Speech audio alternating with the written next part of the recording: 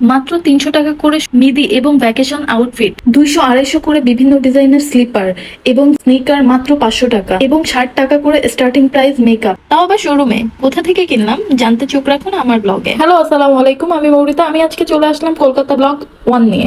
আজকে 4 দিন যাবত কলকাতায় আছি, কিন্তু এখনো কোনো কিছুই কিনতে পারি নাই। আর আমি বাসার থেকে আসার সময় তেমন কোনো জামা কাপড়ও আনি নাই। আমি প্রতিবার এরকমই করি, কারণ আমি জানি আমি কলকাতাতে যে ওভার শপিং করে ফেলবো, তাই বাসার থেকে কষ্ট করে আর ক্যারি করে নিয়ে আসি না। যাই হোক, ঠাড়া পড়া রোদের মধ্যে বের হয়ে গেলাম। আর কলকাতার রোদ সম্পর্কে যারা কলকাতায় আসা যাওয়া করে তাদের ধারণা আছে, এত গরম আর এত রোদ। আমার হোটেল থেকে পার্ক স্ট্রিট অনেক কাছে ছিল, তো আমি চলে গিয়েছিলাম পার্ক স্ট্রিটের জুডিওতে। ইন্ডিয়ান 2টা ব্র্যান্ড আছে, আমি ইন্ডিয়াতে আসলে ওদের শোরুমে যাব না, এটা কখনোই সম্ভব না। একটা হচ্ছে ওয়েস্ট সাইড অ্যান্ড আর একটা হচ্ছে জুডিও। তো ঢুকে গিয়েছিলাম জুডিওর মধ্যে। আর নর্মালি পার্ক স্ট্রিটের জুডিওতে সাইজ খুব সহজে পাওয়া যায়, কারণ এই জুডিওটা অনেক ছোট। আর এখানে সাইজ ওরকম অ্যাভেলেবেল থাকে না, এখানে অনেক বেশি সেল হয়। তারপর চলে গেলাম দেখার জন্য কিছু পাই কিনা। তো অনেস্টলি বলি, আমার সেরকম কিছুই ভালো লাগছিল না। ওয়েস্টার্ন কালেকশনগুলো বেশ ভালো ছিল, কিন্তু যে ওয়েস্টার্ন কালেকশনগুলো হচ্ছে এখানে ছিল, সেগুলো হচ্ছে কলকাতায় পরার জন্য বা ইন্ডিয়াতে পরার জন্য ঠিক আছে, কিন্তু বাংলাদেশে আসলে এগুলো পরা যায় না। আমরা যেহেতু মুসলিম প্রধান দেশ আর কি, আর আমাদের কালচারের সাথেও যায় না।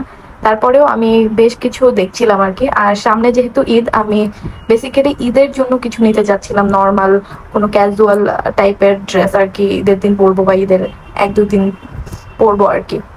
কিন্তু আমার একটা খুব বড় সমস্যা, আমি যখন অনেকগুলা কালেকশন একসাথে দেখি, তখন আমি আসলে বুঝতে পারি না কোনটা আমার গায়ে মানাবে, কোনটা আমার গায়ে মানাবে না।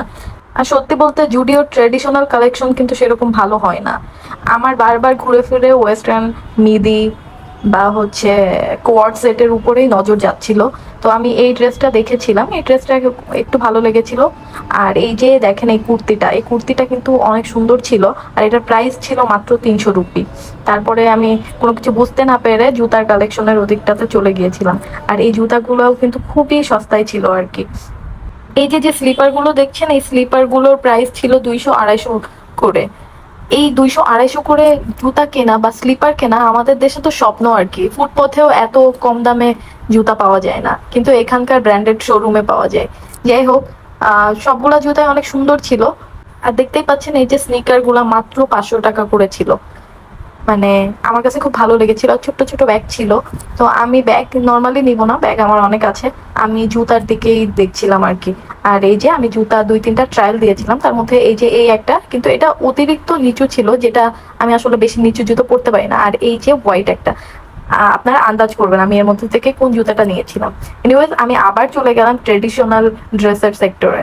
তারপরে আমি কিছু ড্রেস চুজ করে চলে গেলাম ট্রায়াল রুমে আর কি। ট্রায়াল রুমে এই যে ট্রায়াল দিয়ে দিয়ে দেখাচ্ছি কোন কোন ড্রেস আমি পিক করেছিলাম ট্রায়ালের জন্য।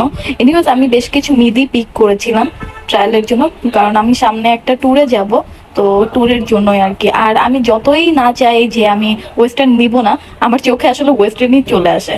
ইন্ডিয়ান অধিকাংশ শোরুমের একটা জিনিস খুব ভালো, একই শোরুমের মধ্যে গেলে আপনারা অনেক কিছু কিনে নিতে পারবেন।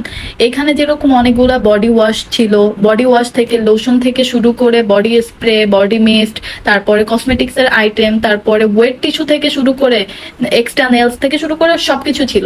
তো ইন্ডিয়ার এই জিনিসটা খুব ভালো। নিউজ, আমি আমার শপিং শেষ করে বেরিয়ে গিয়েছিলাম। Tata and take care.